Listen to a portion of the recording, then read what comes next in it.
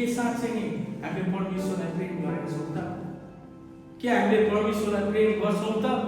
यो प्रश्नले हामीलाई हाम्रो आन्तरिक विश्वास र भावना र जीवनशैलीको पहिलो मूल्याङ्कन गर्न बाध्य गर्छ।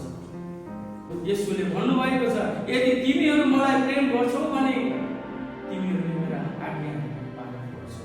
यूहन्ना 14:15 भन्दछ, यदि तिमीले नि मलाई प्रेम गर्छौ भने तिमीले मेरा आज्ञा पालन गर्छौ। प्रेम केवल भावना होइन, कार्यमा देखाउनुपर्छ। परमेश्वर प्रति प्रेम देखाउनको लागि हामीले उहाँको आज्ञा पालन गर्नुपर्छ।